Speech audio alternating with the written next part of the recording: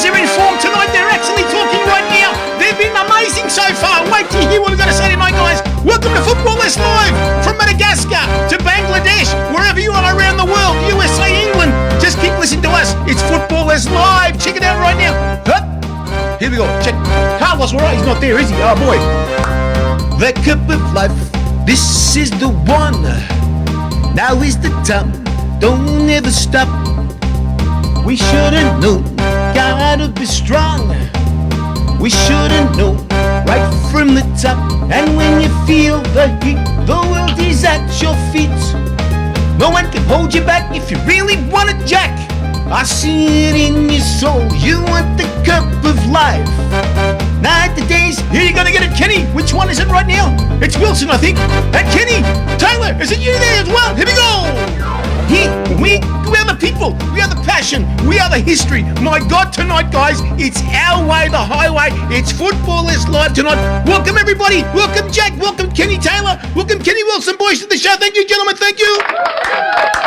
The crowd is screaming out here. They're clapping their hands. You won't hear it till after. But let me just say one thing tonight. Welcome, Jack, of course. You got a report for us tonight, of course, and you're going to be telling us a few little things. I want to welcome, of course, Kenny Taylor, Kenny Wilson as well. And don't forget, Jack Information, Football Australia, breaking story. Jack, can you tell us? Oh, look, I think like anything, when there's sudden change, people tend to react in different ways based on their agendas, and we all know that Australian football's always been a game full of agendas. And there are some people that are celebrating, some people that are spreading ridiculous rumours, some people that are self-promoting. They're jostling for positions, and that's really sad because it's been holding the game back for probably 50 years. So it's predictable, but disappointing. But I want to start with a quote from the great Andrew Detry, who was the editor for many years of Soccer World, and probably one of our greatest sports, in fact, football journalists. And about 45 years ago, he wrote, "This sad tribal compound in which soccer exists accommodates genuine zealots, verified madmen, innocent idealists, mercenary opportunists, egomaniacs, loudmouth dilettantes, pro and anti-ethnics, a few conmen, and a fairly large number of amazed bystanders." And 50 years later, that hasn't changed. Those words ring true today as they did 50 years ago. And I think that sets the scene for, everything that happens in Australian football. There's an underlying passion, and there's an underlying, goodwill, but the overriding factor is self-interest and self-promotion, and people, shoring up their own positions. And that sort of simmered under the surface under the Lowies, because they ran a pretty tight ship. People will call them dictators. But let me tell you, Stephen Lowie, when he left, said, "Careful what you wish for." And you look at, say, what's happened since the Lowie and Gallup era, and on the surface, it was all wonderful. Great motherhood statements, fantastic, headlines. We got the Women's World Cup, the Asian Women's Cup coming up. But, you look at the last 3 or 4 weeks, and you'd have to ask yourself, was it a house of cards? Was it a house of cards? And I think anyone that dares question it gets attacked as being anti-football or anti-this or anti-that. We all want the same thing. I think we all love the game. We've all got different opinions and different positions. But I guess some of us don't want to drink the Kool-Aid. And let me leave you, before you go to the two Kennys, with something I wrote in January 2020. So Johnson was appointed by Niku in December 2019, and he started in 2020.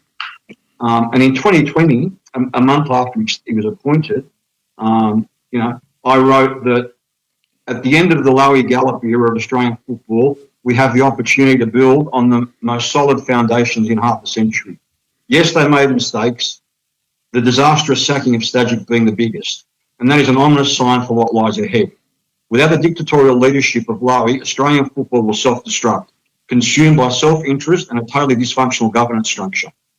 Walk into any sponsor and say Lowie Gallup or Niku Johnson, and they'll say yes to the first, and who are they to the second? I don't know James Johnson. He may very well be a lovely bloke, and apparently he was a young Socceroo, which means he never really made it as a footballer and has never actually led a business before, never managed sponsors, never engaged with government for funding, never actually delivered a plan. What does he bring to the brand to replace Gallup? If you thought Gallup was hopeless, hang on to your seats. I wrote that in January 2020. Yeah. We're at 5 years in now. In January 2020, the Matildas were 6th in the world, 4th when they sacked Stajic. Okay. Our Socceroos in 18, when Arnie took over, were 44th in the world. Okay. Arnie got them to 23rd because he ignored the noise.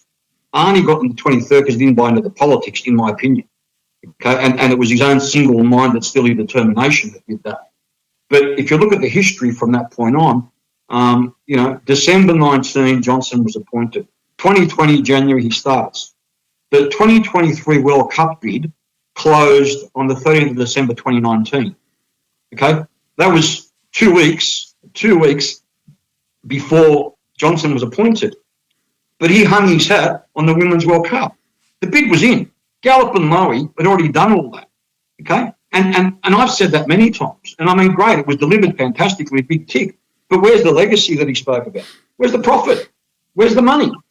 Gustafsson was appointed in September 2020.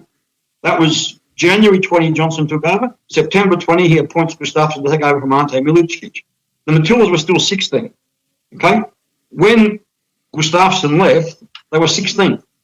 Okay? So let's just look at the facts. Forget whether we like or dislike people. Let's just look at the A-League was sold in December 2020. That was 12 months after Johnson started. That was still under Chris Nickley. That's when they sold the A-League. It was in the seat for 12 months. So we can blame the A-League and the mess that's in all we like, but Football Australia made that happen. In June 21, we did the CBS deal with Viacom before they went broke. The first disastrous media deal. Okay? That's when Fox gave up on football. Okay? Then in 2024, we do the 5-year broadcast deal that everyone's screaming about, okay, how wonderful it is. 50% of internationals are pay-per-view. 50% of internationals are pay-per-view, okay? And this $200 million that they talk about, as Kenny and I said in the first deal, it's all smoke and mirrors. It's production costs and, televising, right? There's no, it's credits. There's no real cash there.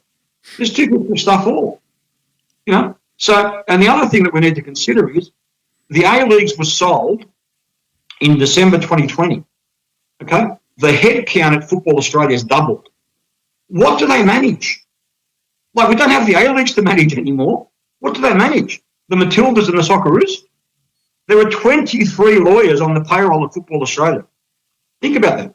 23 lawyers on the payroll of Football Australia. These are facts. Okay? There's this, Ernie Merrick, lovely bloke. He was appointed in August 22 as the Chief Disruption Officer. What's he done? What's he done?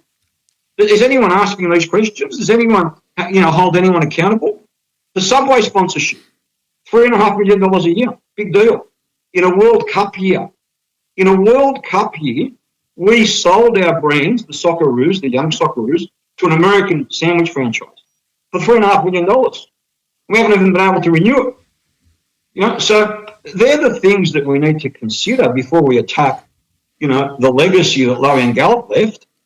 What have we done with it in the last 5 years? To Kenny's point, look, we're on our second board, okay? But all I'm saying is we can sit back this week and think, oh, you know what, Johnson's gone. That's great. Lovely bloke. I wish him well, and I hope he goes on to great success. But when I look at what's been left behind, the trading loss, okay, the position of the Matildas, the lack of sponsors, we look at the NRL. Look at their sponsors. Telstra, Ampol, Bundaberg, Chemist Warehouse, Harvey Norman, Hisense, KFC, VB, Sportsbet, Westpac and Newey. They're NRL sponsors. We're a sandwich franchise. So there's a lot of issues. Okay, and in all of this, and I know I'm not going to talk about it, but in all of this, we want to talk about a second division. Mate, we can't get our first division right. We've sold our first division to private enterprise. No one, we all talk about where the money's gone, but where to next? And I think, and I don't disagree with Kenny, ultimately the board's there to provide governance, okay? But the board in every organisation, whether it's a Commonwealth Bank or Qantas or Telstra or Football Australia, the board appoints an executive to run the business, okay? And yes, ultimately they've got to step in, okay? But for the last 4 out of the last 5 years, it's a different chairman. And yes, there was consistency. There's people on their second term, but it was a different board. The current board's been in there since October of last year, or the year before, 2024.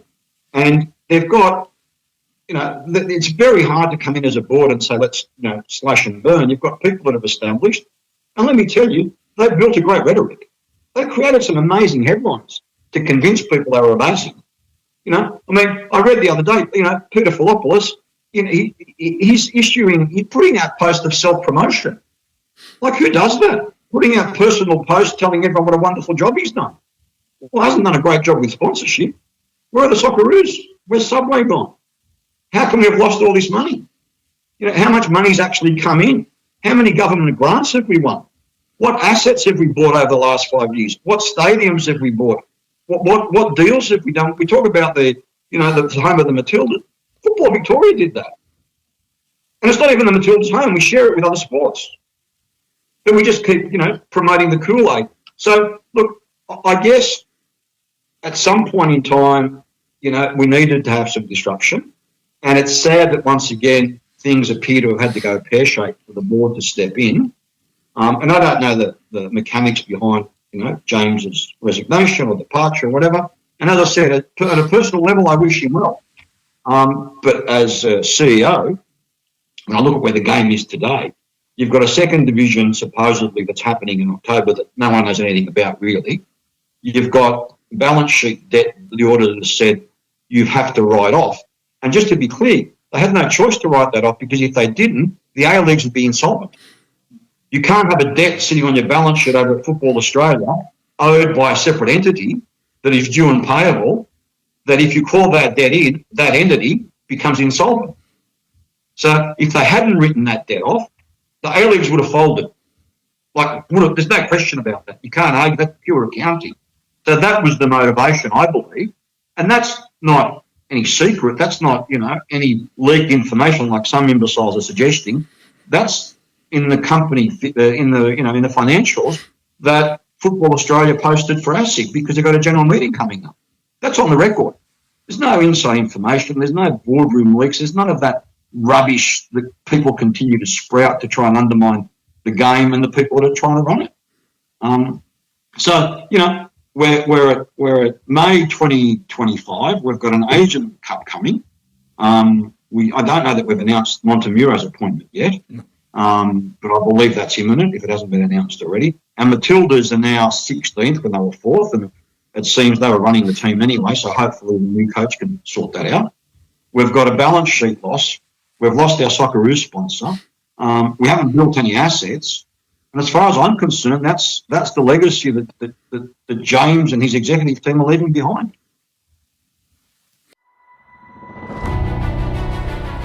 In today's fast-paced business world, reliable logistics is key to success. That's where PC and FS Logistics come in. With a comprehensive range of services including air, sea and domestic transport, as well as secure warehousing, we've got your supply chain covered. From origin destination, our expert team ensures your goods are handled with care and delivered on time, every time.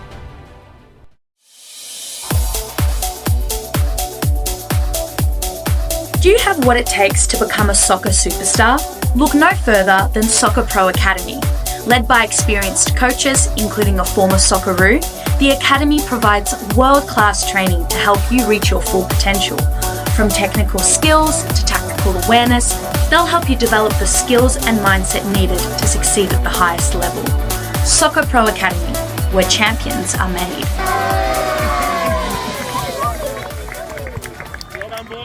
Are you looking for the perfect kit for your football club? Try Aerosport today. From jerseys to shorts to socks, Aerosport will have you completely covered. We can even cover your merchandising line, including hats, beanies, scarves, jumpers, and so much more. So if you're looking for excellent lead times, great pricing, and even better quality, try Aerosport today by looking at our website at aerosport.com.au. And even better quality, try Aerosport today by looking at our website at aerosport.com.au. Looking for a haven to unwind and indulge?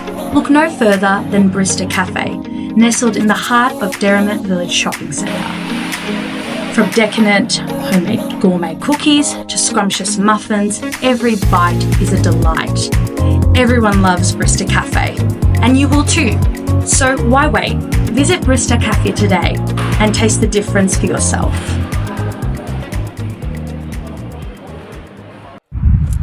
Hi guys, Harry Sundai here, letting you know that there's a apparel company that supports the game that you love.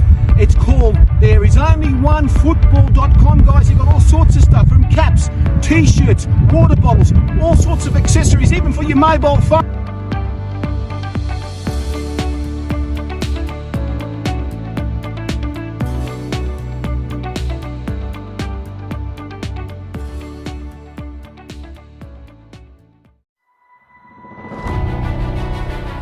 In today's fast-paced business world, reliable logistics is key to success. That's where PC and FS Logistics come in. With a comprehensive range of services including air, sea and domestic transport, as well as secure warehousing, we've got your supply chain covered. From origin destination, our expert team ensures your goods are handled with care and delivered on time, every time. So the thing is, I'll bring Kenny on first. Kenny Wilson. Mr. Wilson first, guys. Oh, you give me a go? Yes. Well, I mean, me and Jack talk about this quite regularly, and you know, a lot of very valid points there.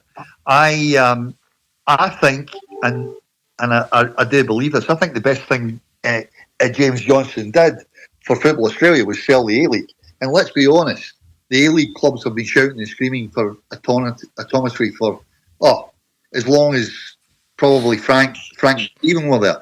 They constantly we want to run our own league, we want to run.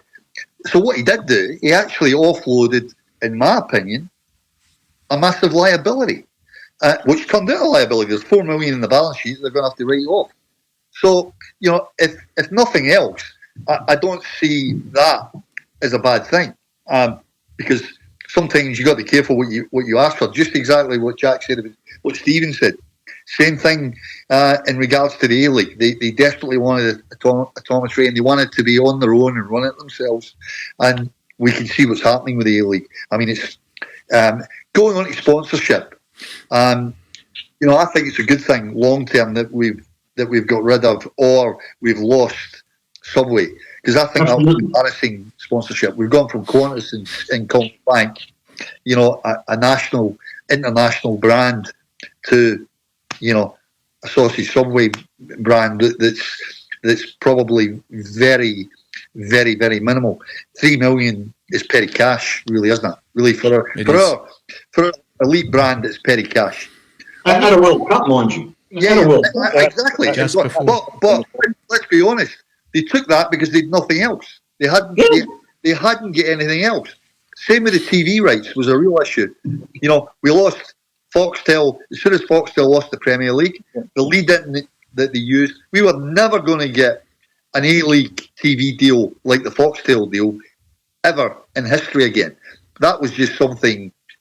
I mean, God kissed us on the shoulder with that one. And the minute the Premier League went, they don't need the A-League for the league in. That was the lead in on a Saturday night. You know, you'd watch the A-League on 7:30, 8 o'clock. It would lead into 10:30, 11, straight into the Premier League. So, you know, that sort of stuff has been a real issue.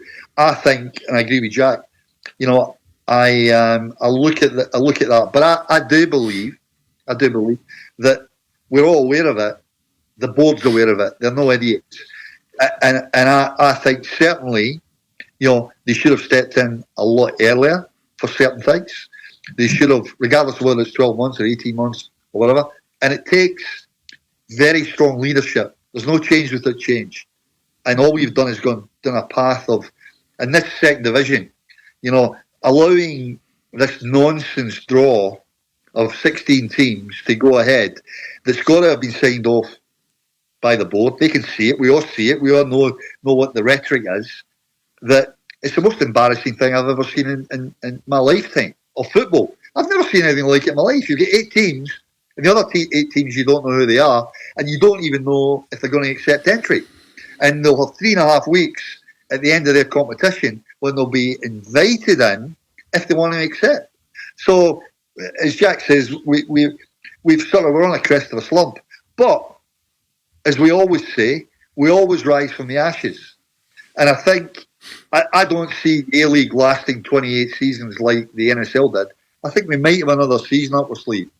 But I certainly don't see it going any longer with the teams like the Mariners, who were our flagship team for 2.5, 3 years, are on their knees. Newcastle, struggling big time. I mean, their coach has gone to join Army and is his assistant in Iraq. Perth, God knows what's happening there. Brisbane, God knows what's happening there. We know that MacArthur's talking about taking maybe the A-League and Football Australia to court. It's an absolute disaster. I mean, as Jack keeps talking about, good business diligence and good business running. If they were running as a normal business, the majority of them are insolvent. They can't. And as Jack said, the $4 million that I think it's $4 million. I could be wrong, but there's $4 million on that balance sheet. If the FA don't write it off, $4 million will actually probably wind that league up. It's not a lot of money, but it's enough to wind the league up. That tells you how bad a predicament that competition is. But the positive part is, we've seen it all before. We've seen. I believe that we're still running on and after Frank Lowy and Stephen Lowy, I think sponsors and people like that, when they've seen Frank and Stephen leaving, pulling out, whatever, I think it's been very difficult to gain any traction without them because you needed that, strong leadership, and I don't think we've got that, which is an issue. But we march on. We've got Heather now as an interim CEO. Hopefully, the board will start making decisions a lot quicker than they've done previously, and fix. Jack mentioned the amount of people that are employed there. Well, they've got to fix that straight away. They've got an $8 million deficit on the balance sheet. They can fix that pretty quickly. Like Jack says, it's nearly double. Do we need it? No, we don't need 23 lawyers in a big fit. So we've got to be a bit cruel to be kind. And I don't like seeing people losing their jobs, but it's a bit like our game predominantly. We've got all these coaching clinics and coaching, people are popping up and, all these experts. We've got 18 and 19 and 20-year-olds running, operating as agents. I know. Taking kids overseas. It's got out of hand. It's just, the lunatics have got the keys to the asylum. Absolutely crazy. Anyway, on to you, Mr. Taylor. Let me... Go on, Kenny. Go on. I've got something to say after Kenny. Not much more I could say. The only thing I would say is that, and it has been ever since I've been here, the game seems to always take like two or three steps back to hopefully go 3 or 4 steps forward. I think at this point in the juncture, it's 2 or 3 steps back and it's going further back because it doesn't seem to be, I don't say anything, but the facts of the matter, Kenny just mentioned, we've got all these people and it's, they've doubled their staff, and I always feel, in some respects, that people, it's just something on their CV. They're in there for maybe 2 or 3 years, something on the CV, move on again, and they might think that, being part of that organisation is a bit of a kind of cachet on the CV, but when it's all said and done, we're the kind of purists. We actually want to see the game do well, and unfortunately, there's that many things that have kind of gone wrong. As mentioned before, the A-League and so forth. But the one thing, and again, I don't know James Johnson, but it's a situation where, especially when they had the World Cup, the Matildas, and obviously when it's all said and done, if they hadn't got the actual bid accepted to play in Australia and New Zealand, they wouldn't have qualified, and that's a given. Unfortunately, that's the way the team was playing at that particular time. The one thing I would say about James Johnson in that period when things are happening, and look, don't get me wrong, the Matildas when they played, they've still got a lot of there's a lot of cachet for the actual brand name. But that being said, he should have been on Channel 7, Channel 9, whether it is, just he should have been front and centre all the time, because you get a guy like rugby league, other two sports, rugby league and AFL, but rugby league, that guy Peter V'landys, he's when anything's happening, he's front and centre. You know what I mean? So to me, James Johnson didn't seem to be where he should have been, and especially when things were going so well. Again, the other thing, we mentioned there the sponsorship. Well, again, you've got to get a question. Imagine being a fly in the room when actually negotiating that deal. You're saying to yourself, we mentioned before, you're talking about all these, Jack mentioned all these brands that rugby league have got. But in a situation, this is a world brand. This is a global brand. You look at rugby league. Okay, it's played in Papua New Guinea, it's played in England, and played a bit in France, but predominantly obviously Australia, New Zealand to a certain extent. But you've got football, which is you look at the World Cup and the amount of people watch it globally. And they can't actually go and get probably a bit more reputable sponsorship. The TV deal, the other thing as well. Again, I think Kenny mentioned it a long time ago. The fact that they do that sponsorship, but basically they would maybe get they'd say get 50,000 new members. But obviously, because the coverage was pretty ordinary, I think it's pretty. And that's just my opinion. Pretty ordinary. You're in a situation where they would lose maybe say. They'd probably lose 30,000 or 40,000 people when so basically they'll get 10,000. Maybe it might keep with the package, and what they want, movies or TV, whatever it may be. But in a situation where there's that many decisions that have been made over a long period of time that obviously haven't gone the way it should have gone. But the sad indictment is the fact that we all want good for the game, but all these other things seem to kind of be impediments into the actual game, which is very sad, I think. Just want to speak. Go on, Jack. Sorry, Harry, just on 2 points that Wilson made. He mentioned the A-League, and it was a good idea to get rid of it. I always look at in Europe when they tried to float the Super League, which was exactly the same principle, and everyone rallied against it. No, it's going to destroy football. It's going to destroy our brand. It's going to, we can't do that. And everyone said, no, it's not going to work. It doesn't make sense. And yet at the same time, we floated the A-League. I understand, and I don't disagree in principle with what Kenny's saying. They got rid of a problem. But that problem is our national league. That problem is our product. That problem is what we use to attract sponsors, players, development, bums on seats. So if that was such a basket case that the governing body had to get rid of it, doesn't that raise alarm bells? Doesn't that say, what, maybe we should actually fix it and not, I understand you want to, get rid of your car because it's about to fall apart.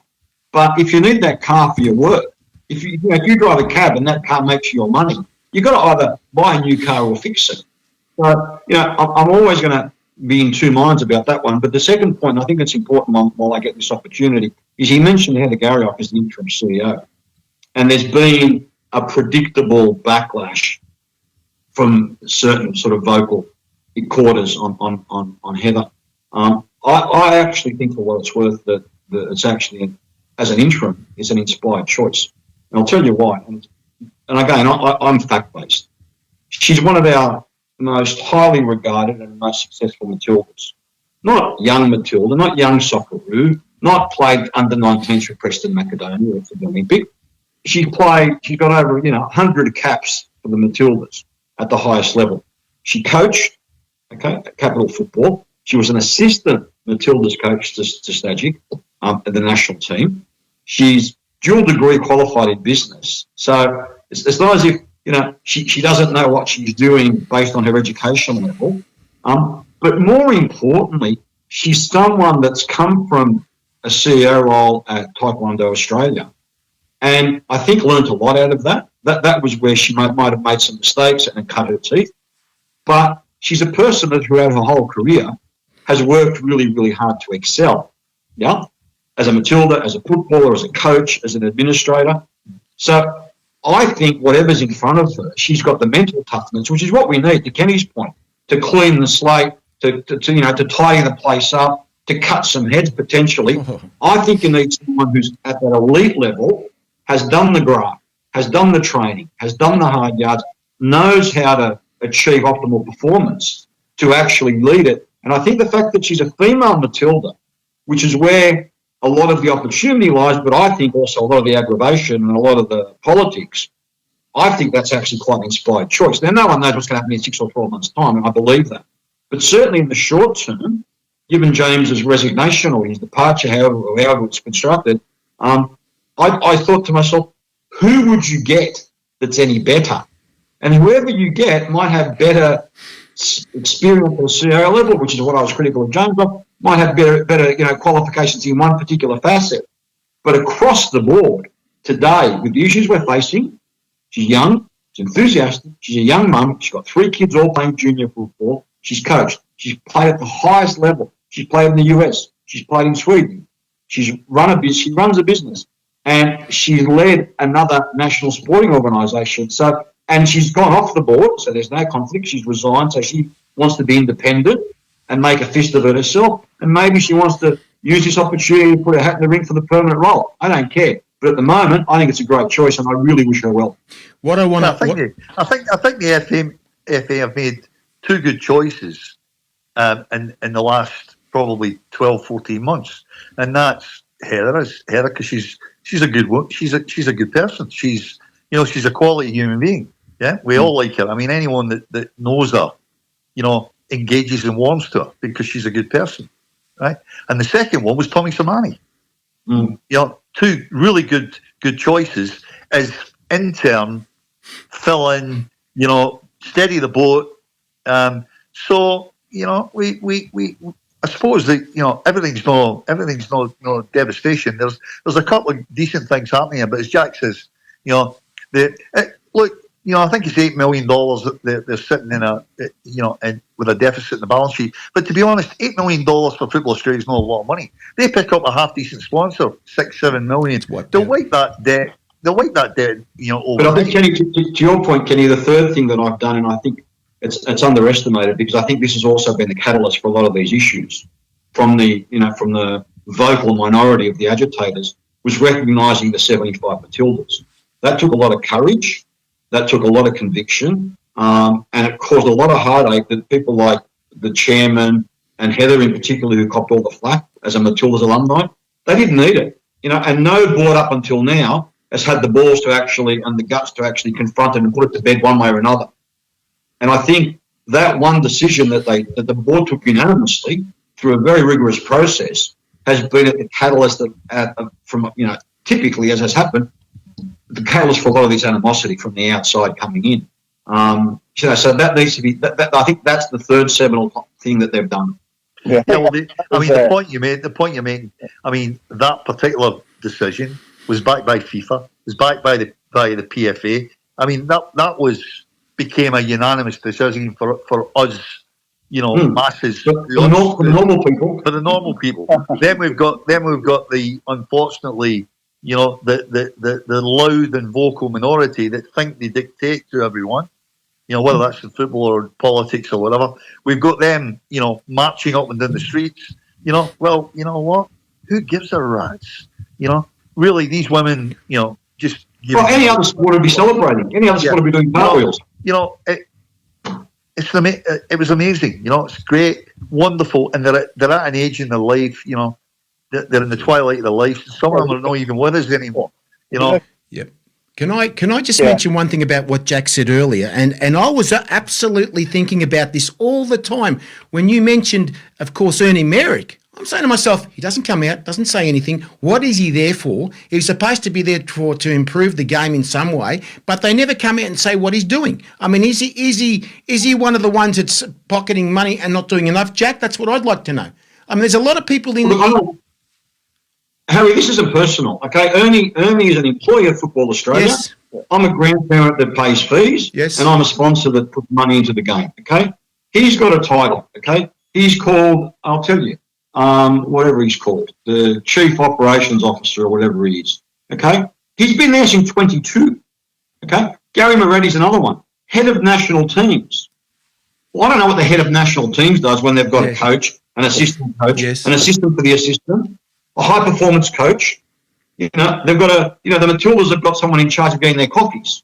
I'm being serious. Over 22 I'm people. being serious. 22 people. 22.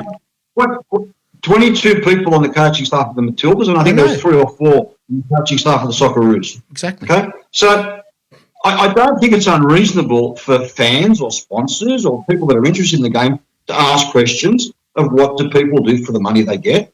What I think is unreasonable is when they get shut down ignored or attacked by people who are essentially public servants. And these people are there to serve the footballing public. Every member of the footballing public has, the right to ask a reasonable question, okay, without being attacked, without being blocked. I've asked questions in the past, and I've received private messages on my social media from former directors telling me to mind my own business and to shut up. I'm saying, but hang on a minute. You're there to represent the game. You're there to be accountable. Tell me, I'm not going to answer your question. Tell me to go and ask John Smith or Betty Brown because that's the right person. But don't shut me down because you don't like my question. That's always been part of the problem with Australian football. You've got Andrew Abdo, at rugby league, or Peter Volandis. They're on the front foot. Okay, Gillon McLaughlin, Dimitri before him. Always there. And to Kenny's point, and you had people like Kennett, people like the late John Elliott, people like Nick Politis. These were people that weren't relying on football to validate them. They brought Frank Lowy. They brought stuff to football. Today we've got people in football that are relying on football to, make them something. They're not bringing anything to the game. They're taking from the game. Volandis, when you said Volandis is always up front. He's always talking. He's always there. He's always saying he's always creating. And he's buying assets. He's buying assets. They're buying hotels. Exactly. They're buying ground. They're buying training facilities. I know. We've got blokes there that are in charge of corporate relations. There's nothing there, mate. What have we bought? What assets have we developed as a sport? What do they do? I've said it for What government grants? In today's fast-paced business world, reliable logistics is key to success. That's where PC and FS Logistics come in. With a comprehensive range of services including air, sea and domestic transport, as well as secure warehousing, we've got your supply chain covered. From origin destination, our expert team ensures your goods are handled with care and delivered on time, every time.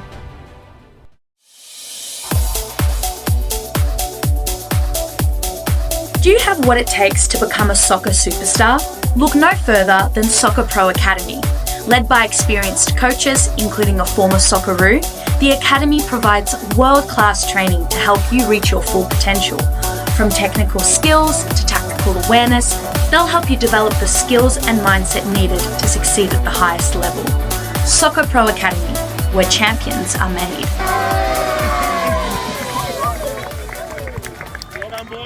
Are you looking for the perfect kit for your football club? Try Aerosport today. From jerseys to shorts to socks, Aerosport will have you completely covered. We can even cover your merchandising line, including hats, beanies, scarves, jumpers, and so much more. So if you're looking for excellent lead times, great pricing, and even better quality, try Aerosport today by looking at our website at aerosport.com.au. And even better quality, try Aerosport today by looking at our website at aerosport.com.au. Looking for a haven to unwind and indulge?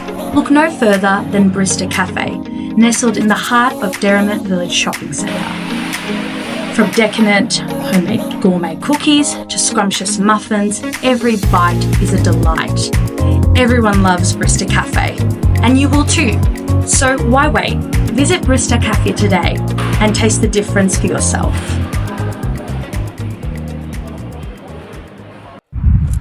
Hi guys, Harry Sundai here, letting you know that there's a apparel company that supports the game that you love. It's called There Is Only One Football.com, guys. You've got all sorts of stuff from caps, t-shirts, water bottles, all sorts of accessories, even for your mobile phone.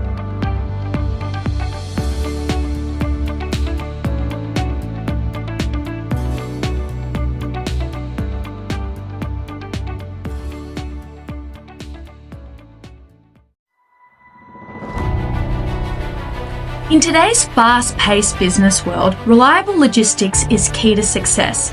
That's where PC and FS Logistics come in. With a comprehensive range of services including air, sea and domestic transport, as well as secure warehousing, we've got your supply chain covered. From origin destination, our expert team ensures your goods are handled with care and delivered on time, every time. I've said it for... I think in some respects, Go on, Kenny. you've got to go down to even lower levels. Whether it's the NPL, you've got all these, and again, whether you like it or not, they're ethnic clubs. It could be Greek backed, it could be Croatian or Italian, whatever. But they're trying to do things with the local community to try and to do things. But when you get to that higher level, as I say, you look at the AFL and Victoria. They also own the Docklands sort of thing. So they've got that asset. So I think they've got something to hang that on. And I'm sure rugby league's the same in some respects. But we just seem to keep shooting ourselves in the foot. And again, the fact of the matter is that the head office, you've got they're overloaded with people. That's and as you say, if you're running a business, that's the first thing you would do. You just look at that your overheads and just say, well, we just can't afford. If we've got, as you say, 23 lawyers, obviously that to me, what it says is 23 lawyers. Obviously, they're expecting a lot of kind of concerns, a lot of problems, and a lot of actions happening, which is still ridiculous. You just got. It's just it just seems it's crazy. And as you say rightly, Jack, is the fact that if you can't actually ask questions and have a decent debate about it, but the problem is that they seem to want to kind of hide behind whatever it is they hide behind. And they hide behind the 23 lawyers. Yeah, well, again, the fact was, again, I don't know James Johnson Barbara, so But the bottom line was, I made a statement that he's obviously headed for the hills, because when it's all said and done, all these things are happening now. Whether he caused it or didn't cause it or whatever, but he'll get the blame for them all the stuff because he's gone now, and all this other stuff. Now he might be the person who is to blame. You know what, Kenny? I don't think that's fair, because he's got a big executive team, rightly or wrongly, a lot of highly paid, supposedly competent people: Moretti, Merrick, Filopoulos. All these people. Alex Devani, Tom Rigsbeef. If I got that wrong, I'm sorry. There's a whole lot of people getting paid hundreds and hundreds of thousands under the CEO. And yes, ultimately the CEO, as a former one myself, is accountable. But you can't say there's not a lot of people who, by football standards, are football people. Footballers will tell you he's a football person. If you read his little self-promotion that he sent out the other day, mate, you'd think he's bloody Seth Blatter. If you read his little public outburst. It's amazing that we've got this person that's just so incredible inside Football Australia. Don't know what he's done, but apparently, he's the Ducks' guts. So, Ernie, Moretti, we've got, Sarah Walsh was in charge of women's football, now in charge of the AFC. It's not as if we don't have supposedly competent, high-paid resources underneath the CEO, reporting to a board, to Kenny's point, that should all be held accountable. Of course. Should all be held accountable. The accountability starts with the FA Congress, the Congress who picked these people. This is the thing that I say to myself: have they chosen the right people, Jack? The smartest thing you've ever said. The smartest thing you've ever said, my friend. We have a dysfunctional governance model. That is at the core. That's the one thing me and my friend Nick Galatas always agree on. We have got a totally dysfunctional governance model, who are there for self-promotion and vested interest. Simple as it gets. And so why did we have a Congress when we should have, in some other way of bringing the proper people in? That's what I want to know. I want to ask Kenny. Who's going to change it? Who's going to change it? Well, mate, we historically we spoke about this a million times. We've got states that don't communicate or collaborate or work together. They're all working separately. And when you've got that, they've all got, as Jack keeps saying, they've all got, motives, particularly, self-preservation, whatever it might be. But, it's horrendous. Football Victoria, Football New South Wales. Football New South Wales get more assets than Football Australia. I've heard that. That were given to them. They didn't earn them. They were given to them. Yeah, but they've certainly expanded on them. They've got a bit of stuff around. And I think Football Victoria's got a bit of stuff as well. But the reality is that instead of working as a unit, we're working as separate. We got the point, going back quickly to the second division that they kept punting. We had a situation where Football Queensland was blocking the Gold Coast from entering. Exactly. Because they want to put their own team in it. Yeah. And they want to run their own academies. Yeah. It becomes a self-interest. South Australia was the same thing. South Australia were putting in their own team in front of all the other clubs as well. And, of course, we had of course, we had the president of Adelaide City talking to us, Angelo Carrozza. He's coming on next week to talk about a few things too. But this is the thing, you know. I've heard they've changed the name of it. They're going to call it the Willy Wonka League. Oh, so no, I've got a better one. I've got a better one. They're giving him a ticket, and they're all going to go into the chocolate factory, right? But they, and this is what Angelo spoke to me about a year ago, and we had him on the show. Why should we put in to go into this league when the South Australia FA want to actually put their own team in and spend our own money to put something against us? Actually, they're paying their licence fees, and here is South Australia doing that. Harry, if these 8 foundation clubs, inverted commas, didn't drink the Kool-Aid and put up their 500,000, we wouldn't be having this conversation. I know. At the end of the day, it was there for everyone. In 2019, Chris Snicku before COVID, came to the Writers' Festival that Bernardo Merciades runs every year and said, the A-League licence agreements do not allow for promotion and relegation until at least 2034 without the full agreement unanimously of the A-League clubs. I don't know what anyone thought after that comment was going to make any kind of second division work, regardless of how much Kool-Aid was being spread around. I'm sorry. I don't blame Johnson for this mess, and I don't blame Football Australia. The 8 clubs that were stupid enough to drink the Kool-Aid, are the ones that totally are accountable and responsible for this mess. Because they should have all said, no, unless we're guaranteed promotion and relegation, you're full of shit, which they haven't been. Yeah, I think with Heidelberg, I believe they were approached, but I think they wanted to question a few things. And again, it may be one of those situations where you ask questions, you get absolutely no answers. That's right. So in a situation, they say, well, we're not being a part of this, which obviously they pulled out. Yeah. As I say, they were making it up as they were going. No questions, tell no lies. That's the principle, right? That's right. Yeah. I saw 3 Scotsmen doing up their flies. Okay. I just want to know. People keep saying to me, have they given the $500,000 back? But how I said it's a guarantee. It's a bank guarantee, Kenny. Is that right? We spoke. It's a bank guarantee. It can be pulled out any time. It's interesting. It's interesting because this 500,000, this mystical 500,000 bank guarantees or guarantees, whatever you want to call it. It's very interesting because me and Jack might be on it too. There's a Sydney Olympic supporters website, and they've posted the 2024 and 23 Sydney Olympic financials, and it's not showing any $500,000 bank guarantee on there. So it's either been put up privately, guaranteed by someone else, which is probably what's happened. Apia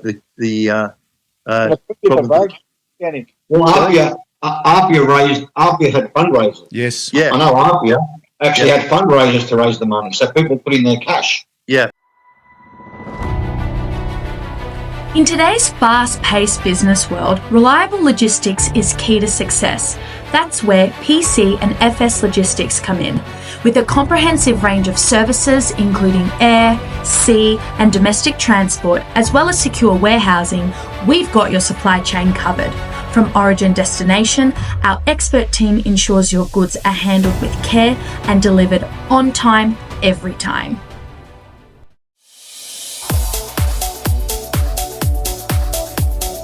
Do you have what it takes to become a soccer superstar? Look no further than Soccer Pro Academy.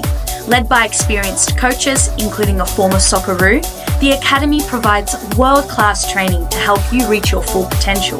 From technical skills to tactical awareness, they'll help you develop the skills and mindset needed to succeed at the highest level.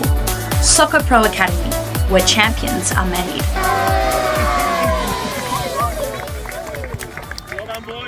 Are you looking for the perfect kit for your football club? Try Arrow Sport today. From jerseys to shorts to socks, Arrow Sport will have you completely covered. We can even cover your merchandising line, including hats, beanies, scarves, jumpers, and so much more. So if you're looking for excellent lead times, great pricing, and even better quality, try Arrow Sport today by looking at our website at arrowsport.com.au. And even better quality, try Arrow Sport today by looking at our website at arrowsport.com.au. Looking for a haven to unwind and indulge?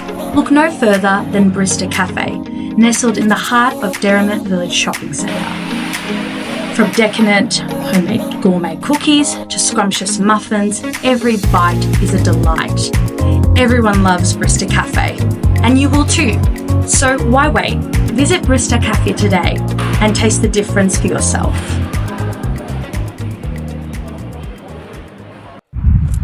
Hi guys, Harry Sundai here, letting you know that there's a apparel company that supports the game that you love. It's called ThereIsOnlyOneFootball.com, guys. They've got all sorts of stuff, from caps, t-shirts, water bottles, all sorts of accessories, even for your mobile phone.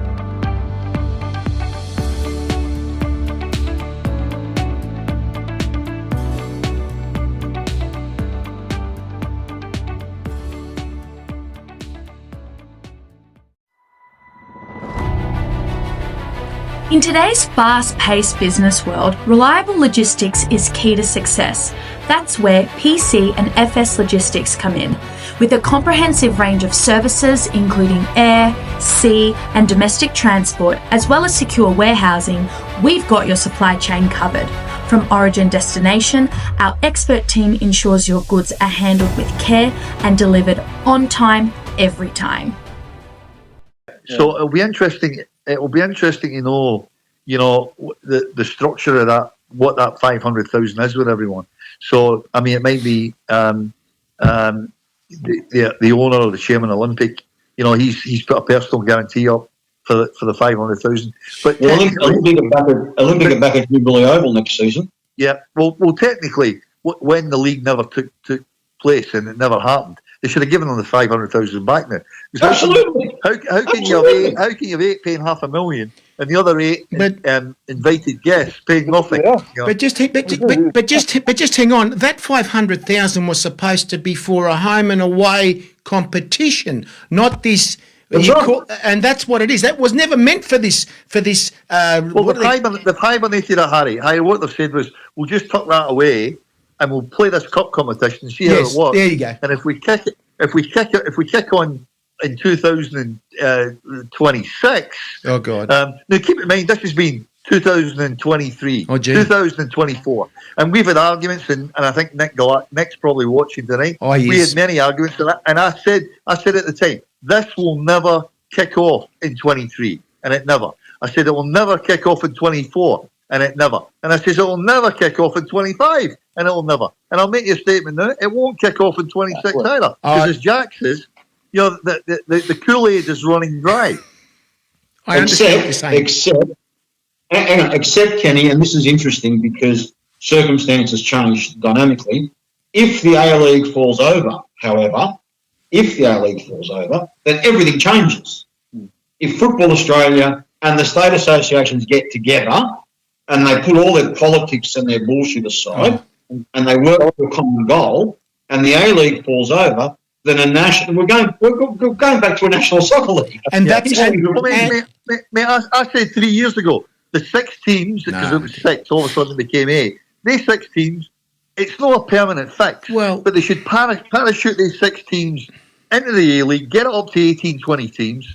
At least it'll give it a bit of a kick for 2 or 3 seasons, so we can sort it out. And forget about a second division. But the whole problem was, guys, this fixation with promotion and relegation. No. As if it was going to achieve anything, as if it was some magic bullet. That's what stuffed all this up, this ridiculous, absurd fixation with promotion and relegation. And remember, I was involved in promotion and relegation with the NSL. Sydney Olympic, 1979. We finished third bottom, above South Melbourne.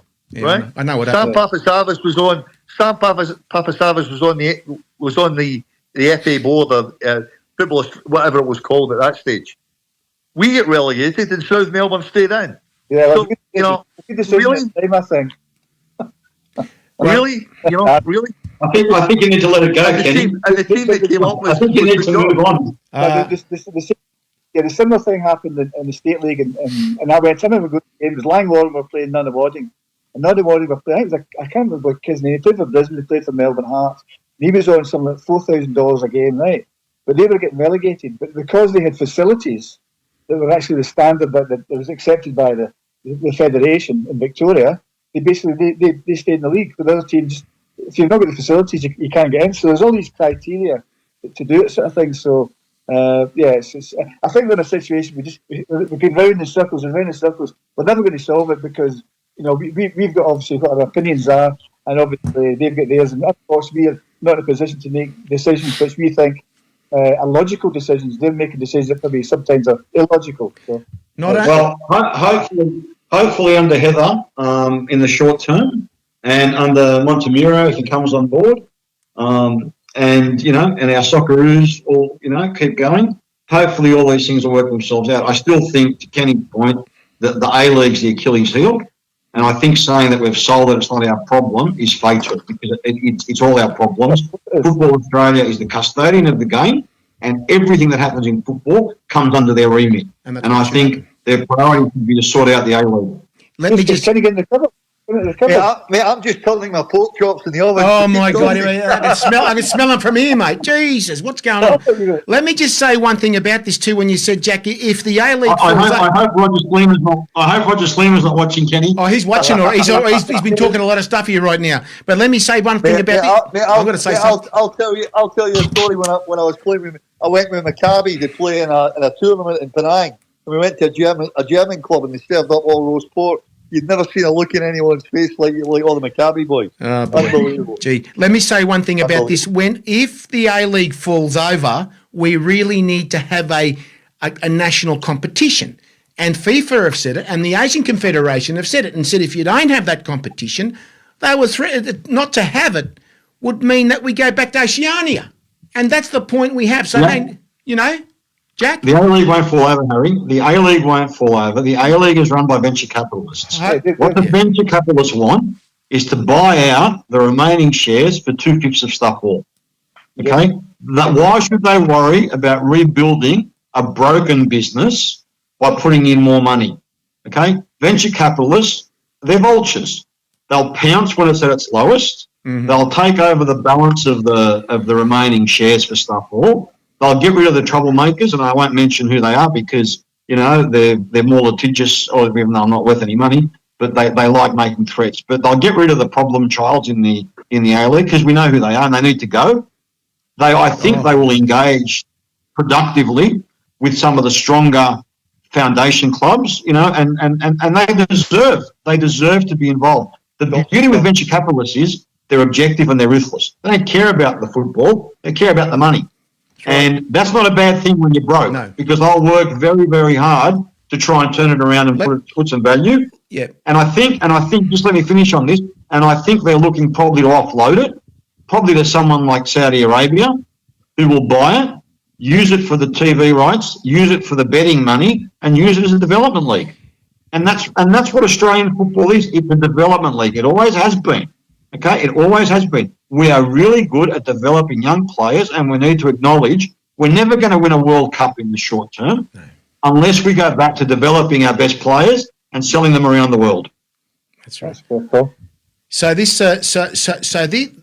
is what I want to say to you, Jack, and everybody listening out there. As we watch basketball, and it is privately owned by Larry Kesselman, who owns the whole league, and he owns Melbourne United.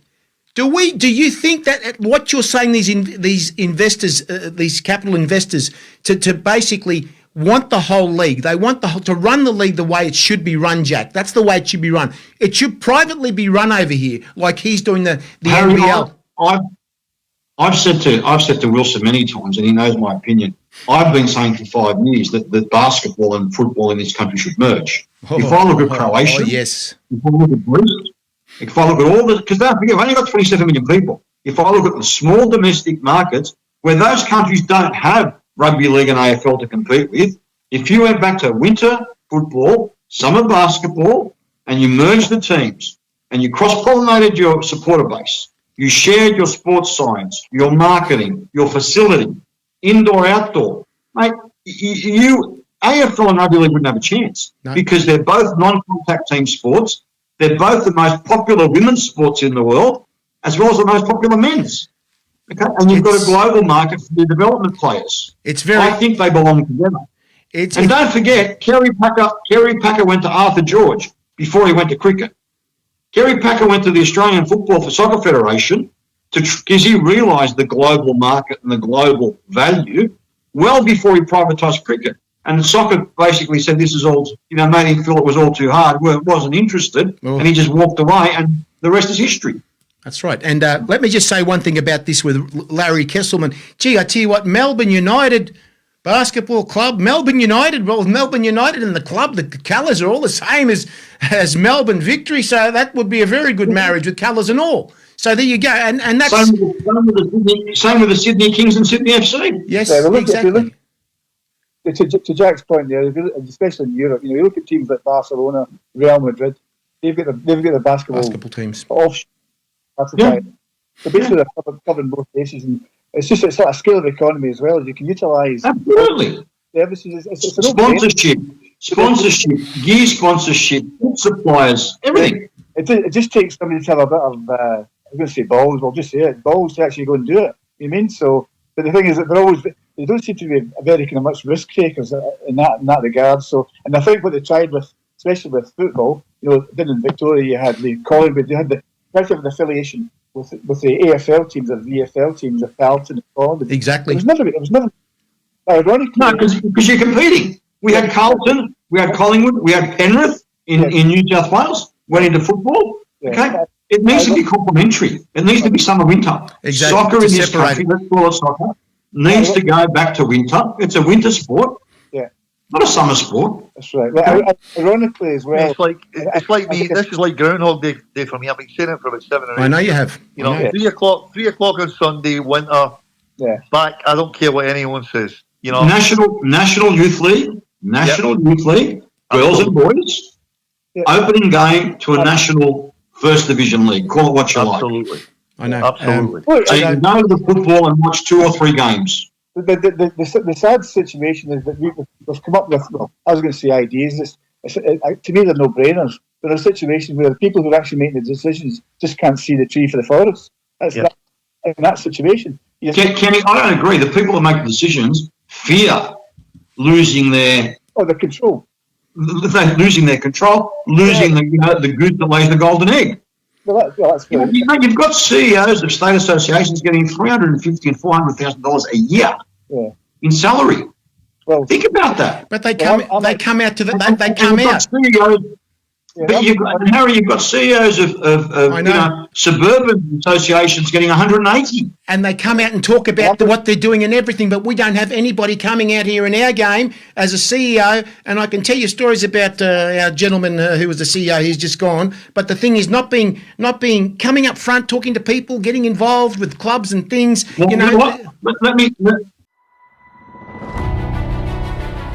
In today's fast-paced business world, reliable logistics is key to success.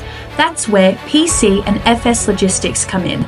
With a comprehensive range of services including air, sea and domestic transport, as well as secure warehousing, we've got your supply chain covered. From origin destination, our expert team ensures your goods are handled with care and delivered on time, every time.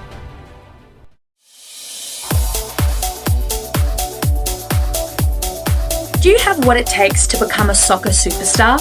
Look no further than Soccer Pro Academy. Led by experienced coaches, including a former Socceroo, the Academy provides world-class training to help you reach your full potential. From technical skills to tactical awareness, they'll help you develop the skills and mindset needed to succeed at the highest level. Soccer Pro Academy, where champions are made.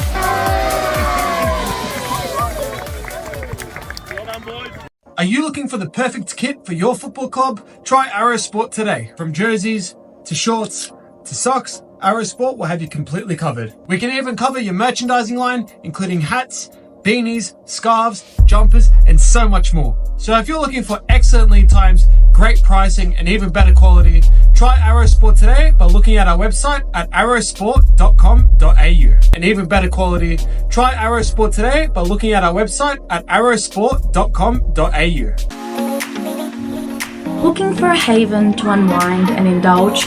Look no further than Brista Cafe, nestled in the heart of Derrimut Village Shopping Centre. From decadent homemade gourmet cookies to scrumptious muffins, every bite is a delight. Everyone loves Brista Cafe, and you will too. So why wait? Visit Brista Cafe today and taste the difference for yourself.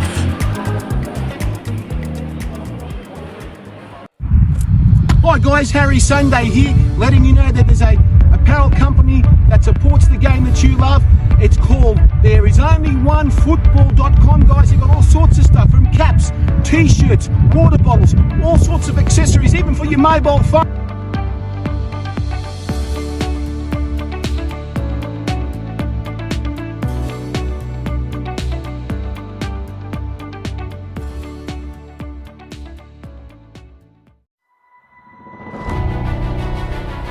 In today's fast-paced business world, reliable logistics is key to success. That's where PC and FS Logistics come in. With a comprehensive range of services including air, sea and domestic transport, as well as secure warehousing, we've got your supply chain covered.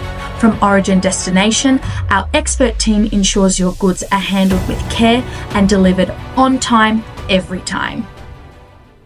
Let me suggest something, and time might prove me wrong. Give Heather a couple of months to get her feet under the table. Yes. And I think you'll find one of the most approachable people you'll ever meet. Exactly. Who loves talking about the game. Yes. And loves committing to actually making things happen. Yes. Okay, we have a lot of questions here right now, and I tell you what, I've got to give us a couple of minutes for this, because this is, I don't know where to start, but I know where to start here. Mate, if they're asking about my pork chops... actually, Kenny, what sauce are you using? No, I'm only joking. This is coming from Joe Migliani, right? Does anyone know if any of the teams in the B League win their state leagues, who goes in? Well, I know for a fact that, Joe, what you're saying here is that the team that actually finishes on top, don't worry about the other. If those other foundation teams finish on top, they're not going to go to be the second team. Or if they've got no money, the third team. If they've got no money, the fourth team. Kenny, now you've heard that before? Oh, my God. Can I just say something? I think we're giving this too much oxygen, because it's never going to happen. Gee. Yeah. I've got a feeling that. I'm with you, mate. Never going to happen. Kenny. It's like the mouse in the wheel. It's going round and round and round, and we're never going to get any further forward. We should be talking about. Mate, there's more chance of Wilson and bloody Taylor pulling the boots on again than this second division ever happening. Well, Jack, what I'm doing tomorrow is I'm going to Bunnings and buying a clipboard, because you guys are bigger salary for putting down cones. Yeah, I'm gonna get some red shoes and collect them together and go down the yellow. We have someone here, and I want you guys to actually work this one. What you said, Jack, was right before, but this is exactly what you said before, and this is the answer we got here.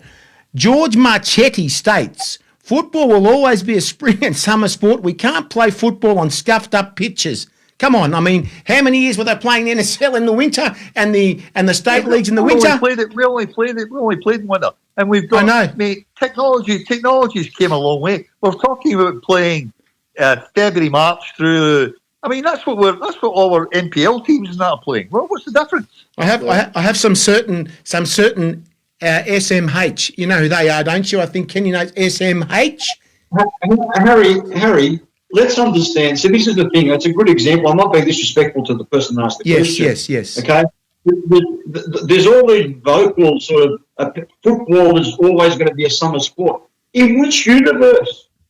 In Scotland, in England, in Greece, in Croatia, in Italy? When has football, in what country has football been a summer sport? Never been. Never ever. Starts in August, September and finishes in May. Yeah. Okay. On waterlogged pitches, not, they didn't have drainage with pigskin footballs that weighed 10 kilos when they got wet. Well, they're very heavy. They were very heavy at the time too. Kenny played back then. I'm a bit younger. Oh, gee, guys. So the other point I will make to everyone tonight listening right now is, and some of the clubs have shown interest in playing in the Oceania Professional League, where FIFA are actually putting the money up. We're yet to see what's going on. There's more of this stuff to come up. We want to know about this. We know there's about 4 Australian clubs that have put into play in it. We don't even know whether it's home and away. We don't even know. It's like a Champions League model. It's going to be between the island countries and, of course, New Zealand and some of the southern Asian countries like Singapore, Indonesia, the Philippines. All those guys being involved in that too. So that's what they're going to do. So to me, I think that that competition would suit some of the Australian teams to play in that competition. It's up to them. Harry, please. Those clubs that you talk about, those Oceanian clubs, they belong in the A-League. The A-League in Australia, given our geopolitical location, our space, our quality of life, all the rest of it, the A-League should be the breeding ground and a development environment for an Indian team, a Chinese team, a Vietnamese team, a Korean team, a Filipino team, a Malaysian team. We've had players and coaches in all those countries, okay? If South Melbourne and Sydney Olympic and all these other foundation clubs really want to be progressive, go and get into bed with one of these countries. Yes. I've said that. And rebrand your club. Because the ethnic teams that built football in the 50s and 60s, the Greeks, Italians, Hungarians, they're not today's migrants. Today's migrants are Filipinos, Indians, Chinese, Japanese. We keep talking about the past. Today's ethnic football lovers are not being represented. We're missing out on a huge market. Yeah, but you've been watching some of our shows back, right? I'm sure of it. Verbatim what I've been saying for about another past 12 months. I have another. All the Indian teams. All the you got to watch Australia, and you see. You know me well enough to know I only watch shows that I'm in. Yeah, I know. Now I want to. This is a question for Mr. Wilson. A question for Mr. Wilson. This gentleman, when I said SMH, and I said that to Kenny Taylor, SMH. You know who they are? South. Yes, Sydney Morning Herald. No, Jack's got. That's a good one. Listen, guys, I'm SMH South Melbourne. Who? So there you go. And this guy's from there, and he said, I don't know what's going to happen. What your answers are going to be. This is coming from Megara Nicolaris. I know the guys. I know them, and he says here. So will clubs be able to buy players for the second division this year, and how will it work? Ask Harry. Ask me. What would ask you guys? This is the problem. He's just said they keep repeating the same thing. I know. There is no second division this year. That's why I want to ask you. That's why I want you to answer it. Yeah. They keep saying the second division. This is a community cup competition. It's a round robin. It's a round robin. Round robin. Just support your clubs in the round robin competition, and that is it. It's not going to be home and away, and that's the problem. So that's what I'm thinking. But Harry, in answer to that SMH question, and I'll go back to what I started with Johnson. One of his 11 pillars or 75 whatever he was going to bring to football was going to be a domestic transfer program. No, if you recall. He was going to introduce a domestic transfer program. Now, if that had been introduced and rolled out properly, fans wouldn't be asking these questions. That's true. Okay. Now, I've got a few things to say here about the A-League. I don't think we've got to, I think maybe, I don't want to, Kenny's got to eat. I know you got to eat, Kenny, so you got your chops there. That's all right. Jack's on today. I promised I'd stay awake for him. How's Ange going? Ange? What? How did you? Oh, God. That's what's on here, Kenny. That's exactly what I'm talking about now too. Before I want to get to the A-League, we're going to talk about Ange Postecoglou, of course. Kenny, I want to ask you this question. I've got these questions for you, Kenny, because you played against him. Is that right? As you played, played against him. Both of us did. Yeah, both of us did. Now, tell me how he was, and I want to see any similarities in his coaching and his playing. So did you see any kind of similarities on how he was playing, or it was a different thing at the time when he was a player, now he's a coach for so many years? Well, I think this is just my recommendation again. Yeah. Probably you can take it or leave. But if you get a chance to go and see the Ange and the boss about Puskas and Ange, I think all the kind of questions you're asking there, obviously he was there, he was... obviously Puskas was one of the best players ever in that era. But he obviously did a bit of coaching then. He was obviously pretty young at the time. I'm talking about Postecoglou, and obviously that kind of flowed on. And then obviously he got the Hellish job, and then he did Brisbane. He's done all the jobs. He's had success wherever he goes. Now, obviously, we have to be careful what we take. Obviously, it does come back and bite you. Now, obviously, statement of I win things in my second season now. Oh boy! If he stayed at Scotland, then obviously it'd be more applicable. But when you're down in England, and no, don't get me wrong, he's got a good chance of actually pulling it off against. Well, they've beaten Man United 3 times this season. They have. And mate, I've got to be honest. I watched them yesterday, and he left 7 players out. Yeah, they were like a youth team. They were awful. Palace absolutely battered them. They should have. Palace should have beat them 7 or 8-0 yesterday. They got 3 goals chopped off. But I must say about Ange, you know, I like how he handles the press now. I think he went through a few weeks where he was a little bit shell shocked, but I like his responses, and I think he'll win it. You know, I think he'll win it, and I think Jack's mentioned that it's a great, you know, I mean, an amazing thing for an Australian coach to win. Well, obviously, A-League, Japan, Scotland, and Monaco. Press conference, he was actually asked and said, you know, a great honour for the first Australian, and he said, I'm actually on, which he's very proud of both. Absolutely. But also, Harry, you know, you mentioned Puskás. Don't forget, Puskás said that Kenny Wilson was the greatest attacking midfielder he'd ever seen. Okay. You get me mixed up with someone else. I remember. You think I got that wrong? Yeah, so you got that wrong. But I met Puskás when I was 16, when he was coaching Dukla Prague youth team in Italy, via Reggio, and he did say to me, "Son, you're going to go a long way. You go all right." Oh my God, Kenny. Oh God. But let me say, in fairness, when I met Kenny Taylor when I was 15.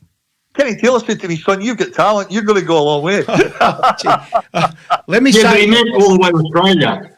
The game, apparently Manchester United got done on the weekend as well. They got done as well. So they've dropped down to 17th. So is it true to say, Kenny, both of you guys and Jack, that now we've got Tottenham at 16, we've also got Manchester United at 17. So are they the lowest clubs ever playing in a European final ever? Yes. Unbelievable. Yes. That's unbelievable. That shows you the standard of football in England compared to Europe. To me, it doesn't matter. It's the FA Cup. The FA Cup, you get guys that obviously, you know, the cream obviously kind of rises to the top. And I actually think that Crystal Palace will win it. And I think they'll win it quite easily because I've watched them 2 or 3 times. Yeah. And they're a terrific team going forward. They were very good yesterday. I know Spurs were very poor, but Palace were very good. Yeah, the biggest problem a lot of these teams is defensively. You know, they can let kind of goals in, but they know they're going to score. If they let 3 goals in, they know they're going to score. I think they do that. So you know what? I think Angie's winning people over now. Even a lot of the Spurs supporters are wanting rid of him. I think his fortitude and how he's focused and he's going, you know what? Yeah. You know, I've given it my best crack. And if they do win it, Harry, what are you doing? What? You're rustling there like a rabbit. Sorry, so there's too late. I think if Tottenham win the trophy, it's the first trophy since '92, I think, 91 or 92, right? And it's a regardless of what you think, it's a major trophy. You know, it's a major trophy. Now, I don't see Levy sacking him if he wins it. No, but Ange is stubborn enough to say, you know what, I've had enough. I'm off because he's got the quality and character to do that. You know, absolutely. I think he's advantage absolutely in the wing to do that. Well, let's also not forget to mention our mate Arnie, who's now taken on a pretty tough pitching to see how he goes because he's really got 2 games to qualify. Exactly. So. And if anyone can do it, it's him. It's an even money bet, isn't it? I mean, absolutely. You take the 2 games. You bring Robbie Hatton from Newcastle as your assistant. So you've got a mate there for 4 weeks, 5 weeks. You knock and he's looked and Arnie. Me and you. He's a good mate of ours. You know, Arnie's smart. He's looked at the pictures and going, "I've got a big crack at making the World Cup here." He has. Because you know he's probably thinking to himself, you know, I wouldn't mind going to the World Cup again. You know, Oh, he'll go. I just want to see a photo of Sarah in a burqa. Oh God, help us! I want to get to the A League this week. I've got some A League stuff here. Now that game at where was it on Saturday? Of course, you had Melbourne Victory versus Western. Wanderers. Yeah, I could not believe the game, and of course that these two games, we're talking about the two elimination finals. Western United winning 3-2 to Adelaide, and then the other game it was 2-1. Do you realise what it's done? Do you realise what this has done? All three state teams, we might as well call it the Victorian New Zealand finals competition or something, because that's what it's done. It's very disappointing not getting one of the teams in there for New South Wales or Adelaide. And that's really disappointing. I mean, Melbourne City's going to win it easy. They're flying in the moment. They've came good at the right end of the season. But you can only be what's in front of you. Like I'd like to see Adelaide do. Yes, exactly. Coaches, he's pulled it in, which is fair enough. Yeah. But again, I didn't see the game, but I obviously saw the reports. But from all situations, the boy Azani was outstanding. Oh yes, and it's probably coming for that boy. So how many coaches? But in fairness, Ken, it was probably the worst game. It was probably the worst game the Wanderers have played, since their first 4 or 5, when they were really ordinary. I mean, they were really flat. And I'm not making excuses for them, but they were nowhere near the side that won, 11, 12 games straight or whatever it was. And don't forget, Melbourne, mate, they only won 8 out of their last 12. So, it's been an interesting draw, and the whole, the way the games have gone have had a huge impact on the top 4 or 5 positions in the ladder. I want to ask you guys something about this too, because the way I'm looking at the. Okay, we're talking here the elimination finals. One game, you're out. You lose it, you're out. But all of a sudden, we've come to a semi-final competition where you got to play each other twice on aggregate too. Are we really overdoing it? Yeah. You haven't got enough teams. You haven't got enough teams in the competition. You know what no one's mentioned? The A-League this year, 9 coaches haven't finished the season. That's right. 9. That's horrendous. It's horrendous. And where else in the world would you lose 9 coaches in 1 year? In one competition? Well, there's only... Greece. Yeah. Oh, my God. The questions I'm getting from a certain supporter, I've got to mention this in a minute. So we're talking this week, of course, the A-League second finals of the week. We're talking here about Western United versus Melbourne City. And let me tell you, it's not at their home ground miles and miles away. They've had to transfer it to Amy Park too, which is thank God for that. I could be at that game. Yeah. And also on Saturday, Melbourne Victory versus Auckland. That's a big one. That's the biggest one. I tell you what, I've got to see this too. I've got to see this game too. But that's the two grounds they're using. No, not 2 grounds. 1 ground, Amy Park, for both semi-finals. There you go. That's the same. Yeah, if you're a betting man, get your money on Melbourne City. I'll tell you what. So just if you look at it from an infrastructure point of view, Melbourne City initially were over the other side of the city, not far from where Hydewood ground is. And I think is that the whole of the material. Is that what they classify it? I think it might be. They're now at Clyde North, just outside Crandon, and the facility, seriously, is absolutely second to none. Well, they're actually going to build it. What they're hoping in the future is that they'll play games there. They'll have enough interest, and they're going just And again, obviously, the money's still, I presume, still coming from is it the Qatari family, the PS? Yes. I'm getting that many guys. I'm getting that many questions. It's not funny. I've got to say something to you guys. Are the Qataris going to have money left over after they send Donald Trump his $400 million jet? So we'll. Has it got a fit out? Oh look, it's. Ask. Hang on. Now I'm getting these questions up.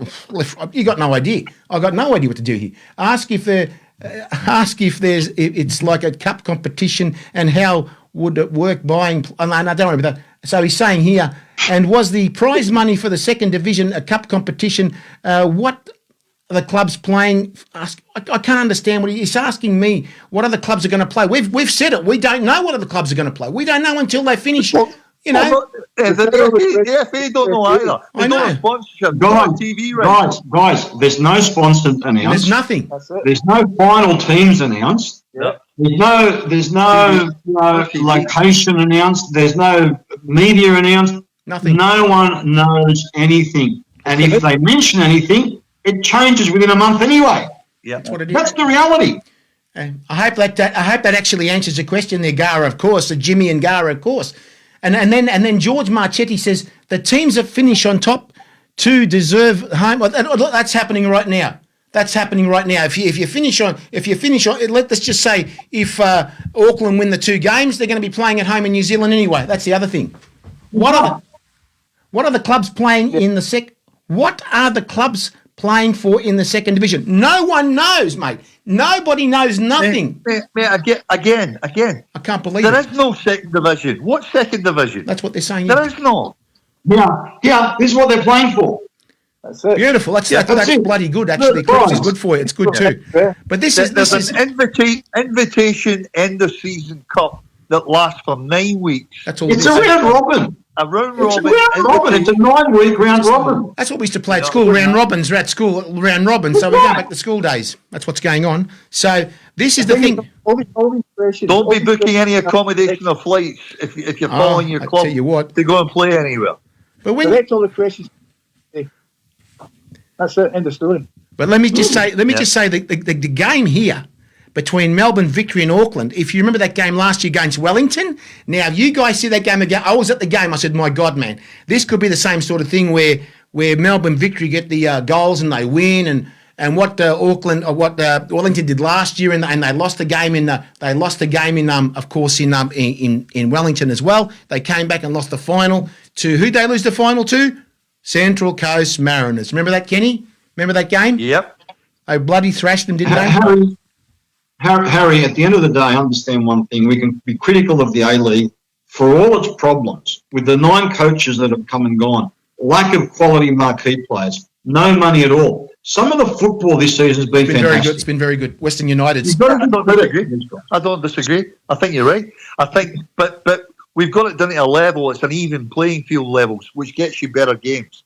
There's but I have to say, the last 3 weeks, I think Melbourne City's just zooped ahead of them. And Sydney FC have been the biggest disappointment. Sydney FC have been absolutely diabolical. Yeah, I think but they haven't rebuilt, Jack. And the point you made, I mean, you look at their squad and they drastically need 5 or 6 players. And that's no disrespect to the players that have done them a great job in the past. But for a club of their stature, and Melbourne City probably did it last year. They a lot of their senior players retired, moved on, and they jumped ship earlier, and they've now got to a point where the young lads that they brought in are really excelling. I mean, I was very impressed with them. I think you give credit also to Steve Corica. I think again Auckland obviously doing what they've done. They're getting the play. Been top of the league as such. But I think what he's done there, he's got a good squad of players, and I don't think there's anybody outstanding. The games I've watched, there's nobody really outstanding, but they're playing well as a team, and that's. But he's also got a very, very, very astute and very good assistant there. Yeah. So just keep that in mind. It's not just Corica. And let's remember Western. When Western United when they won the league first year, it's not unusual for teams that come in first year, and do really well. Let's see what they do in year 2. I think the owner's going to say, "Oh, was that really worth me spending all that money?" He's upset. Apparently, he's upset. He's upset. Yeah. He's upset. Bill Foley's upset. And let me say one thing about this too. Here, this guy continues going. He's saying to me, he knows it's a cup competition, but what are they playing for? We have no idea what they're playing for, Jim. No idea what's going. We don't know nothing about that, mate. This is the shambles of what's going on over there. We used to. I mean, Kenny will tell you. We used to. When it got to that stage, we used to play for the Quality Street tin. Oh, I see. The lollies. The boiled lollies. The winner takes the chocolate from. Honestly. Oh, my God. The final number of teams has not been determined. Exactly. Okay? No one knows who these other 8 teams, 6 teams, 4 teams are going to be. Some of those teams may not even want to be involved when they're invited. Some of those teams might not have the money to pay for the travel. Do those teams have to put in a $500,000 bank guarantee? How do the first 8 that have? How are they going to feel if the 8 that are coming afterwards don't have to? None of these questions have been answered, and that's what I was told last week. The chances of it happening are very rare. There's no chance of this thing happening because there are all these questions unanswered. Yeah. It's like watching Life of Brian when he loses the shoe. Days of our lives. Loses the shoe and follows him. And that's what it's. And that's really what that says. Jimmy, I'm going to tell you one more thing. And now he says here, but it needs to be promotion relegation. Forget about it. Don't even go there. You didn't hear what we were saying earlier. There is no promotion and relegation allowed under the A-League agreements until 2034. That's right. Done. Good, No promotion or relegation Another 9 until years. 2034. Another 9 years, boys. Some of us won't be around. Exactly. And I did. Kenny. Go on, Kenny. What was that? What was Kenny, I want to start my own cup competition, mate. My own cup competition. So just be aware of what we're going to be talking about in the next few weeks. So we want to. Sundai Cup. No. The Caribbean Kings Cup. No. Well, that's the thing about that, guys. Tonight, honestly, tonight we've said a lot of things tonight to everyone here, and as what's happened, Heather Garrick has turned up, and she's the new CEO. I'm sure she's going to get the position because we need to get our game in order at the FA before things happen. Harry, sorry, she may not want the position full time. Okay. Exactly. She may not want the position full time. Interesting. All I'm saying is, let's. The A-League isn't as bad as everyone says, and if it falls over, the venture capitalists will pick it up. That's good. Okay? Football Australia's got some challenges that are their own doing, but I think they're all working hard to try and resolve it and turn it around. We've got an Asian Cup coming up for our women next year, which will be fantastic. Our 75 Matildas will take pride of place as original Asian Cup, Women's Cup participants. Yes. The Socceroos, I think with what he's got, a bit like Arnie before him, is doing okay. Hopefully they'll continue to improve. The Matildas under Montemuro, if and when that happens, I think he's the right man at the right time. So, sometimes, you need to sort of, the renewal needs to happen with some pain before you can actually come out of the ashes, and I think it's a good time. And let me just say one thing about the Asian Cup with the women next year. Of course, they're playing in 2026, and I'm just actually going to be saying something before we leave tonight about 2006 when we got back after 32 years of not playing in the World Cup, and people were companies were making souvenirs and everything. Can we see this over there once more again? Of course, Football Australia, can you please get it scarves and things and beanies and flags and all that stuff? The Women's World Cup. We just had a Women's World Cup. We didn't have anything either. We didn't have anything there either. That was the other point too, Well, there's a legacy that we were promised. Well, mate, I've got to tell you, I took, and Jack was at the game, I took my $2, my two grandkids, to the last Matildas game, the friendly game against Korea. Mate, cost me $290 for merchandise. Christ. For my grandson and my granddaughter. There you go. Right? $295 in merchandise on the way out. For my grandkids. Two grandkids. And you know what? Can you go on, Kenny? I'm just saying that the merchandise, the Matildas have still got, they've still got that kind of cachet. As I say, they play games, and it's friendly games. This is where I think, again, not going off on a different tangent, but you've got a situation where, they'll show the Matildas friendly game against whoever, Taiwan or whoever it is, sort of thing, and you get a great crowd, and that's fantastic, and they're all enthusiastic. But then you get the the Socceroos playing the World Cup qualifier, and they don't even show it on free-to-air TV. Yes. You see, they've got things all wrong in that regard. Yeah, but then you've got the W League with 200 people turn up. Well, If you don't get your National League right and get bums on seats, the rest, they're just fair weather fans. They come to events. The same people go to the Olympics. The same people go to World Cups. They are events. They're not fans per se. They're event followers. You know, it's interesting. My brother watches in Scotland. Yeah. Watches the A-League games. They're on in Scotland, in the UK. Yeah. Gee, I wonder. How much whoever it is, the UK that are showing it, how much they paid. Can you beam him back to us? Telling your brother. Yeah. You keep telling your brother that you're playing, so he keeps looking for you. That's why he keeps watching. Jesus, mate.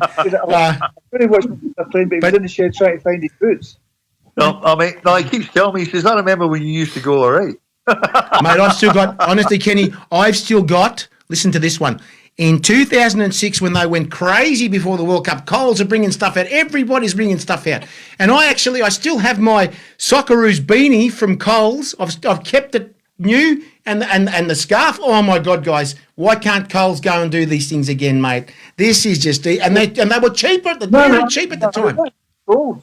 Well, mate, Harry, you should be asking Peter Philopoulos. We should, exactly. I understand. Colossus is going to come to you. The game needs to go to them. Exactly. These people get paid a lot of money and keep pretending that they're actually adding value. Yep, exactly what you're saying. But the other thing that you miss in all of this, you might have your Coles beanie, but there's only one person on this panel that's got the last pair of original Puma Palais boots in Australia. I've heard that. Yes, I have. Yeah. Kenny, are they in the glass cabinet? Are they in the glass cabinet? Glass cabinet. Puma have stated that the two marquee players in the world that they had wearing Puma was Pele and me. Oh, Jesus, mate, unbelievable. And so, Elliot, hopefully Elliot is watching. Thanks, Elliot. Thanks, a lot of people are watching tonight. Dead set. I've got to put, mate. These are like unbelievable. That's why, but that's why Pushka said you were the best midfielder he'd ever seen. Yeah, probably. Mate, these boots have got nail-in studs. Well, no, there's going to say that. They got high cut. High cut. Hey, Kenny, you forget. I remember seeing you in Top Girl wearing high waist bell-bottom pants. You remember? Back in the day. Whatever mate, Glasgow. Mate, in today's environment, they'd have called you a cross-dresser. You can't be saying things like that, mate. I know. All right, boys. I can. I don't give a right. We're going to finish up. Thank you for coming on, Jack. Thank you for making everything straight and everybody's listening tonight. And, of course, Kenny Taylor, King Kenny Taylor. And, of course, great Scott, it is Kenny Wilson with a brand new hairstyle. There it is right now. But next week is very important for everyone to listen to a president from Adelaide City. Former, of course, they were a foundation club. He's coming on next week to talk to us about what's going on his side and what they're going to do if it goes ahead, even as a round robin, as we just said tonight. That's the thing, guys. Thank you for seeing me tonight, gentlemen. Thank you for coming on Football S. A lot of people have been watching the show. Everybody, thanks everybody for watching. Thank you, guys. And we'll be back again next week at, of course, his pork chops already. I haven't had dinner yet either. Oh, boy. Here we go. Thanks, guys. Thank you for joining us, guys, tonight. Football S is live tonight right here in the studios of Southbank in Australia. Of course, don't forget it's all happening again next week. Thank you, Kenny, for coming as well. King Kenny Taylor. Everybody, thank you, guys. Make sure you're on next week, people. It's going to be a big show again. Hut, pivots. Check it out. Check it out, mate. Hey. Oh, God, we got through the show tonight, guys. Get out to your clubs. Go to your teams. Go to your clubs on the weekend. Fill the stadiums wherever you are. Here we go. Hey. The cup of life. This is the one. Now is the time.